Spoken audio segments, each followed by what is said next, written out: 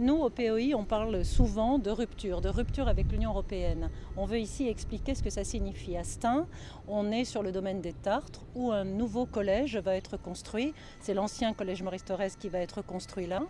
Il y a un seul problème cependant, c'est qu'il va être reconstruit en partenariat public-privé, c'est-à-dire pris en charge par les entreprises privées Eiffage et Fayat. On aura à leur payer 24,4 millions d'euros par an de loyer. Comment ça se fait? C'est la majorité dirigée par Bartolone du Conseil général, la majorité PS, qui permet les entreprises privées de prendre en charge la construction d'un collège public. Nous allons vers la privatisation, vers le démantèlement du service public. La rupture avec l'Union européenne et avec ses politiques d'austérité signifie que ces collèges soient pris en charge par l'État. J'en profite pour parler des problèmes des RASED. Beaucoup de postes ont été supprimés dans notre département. Il serait bien qu'à la rentrée, tous ces postes soient rétablis, dont les 2 postes sur Stains.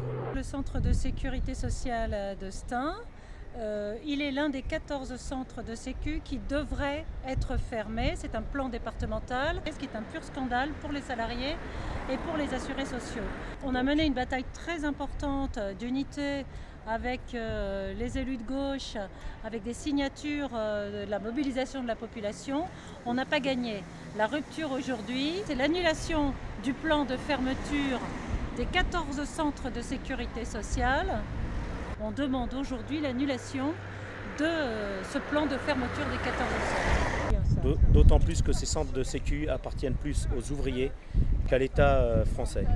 C'est une bataille qui a été menée durant de nombreuses années pour avoir une sécu en France, et aujourd'hui on essaye de tout détruire.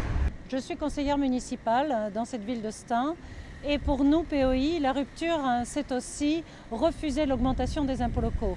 Nous savons bien que les communes ont été étranglées par le gouvernement Sarkozy et par les directives de l'Union européenne. Cela dit, il est inadmissible qu'on augmente les impôts locaux dans cette ville, qui est une ville ouvrière pauvre.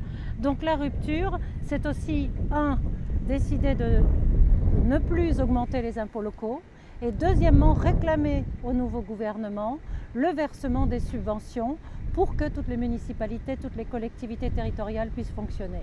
Je voudrais juste rajouter un mot. Il serait bon qu'un gouvernement se prononce sur le non au licenciement. Tout licenciement devrait être interdit. Si vous voulez 2 candidats qui sont pour la rupture avec l'Union européenne et pour la défense de l'ouvrier, votez pour nous.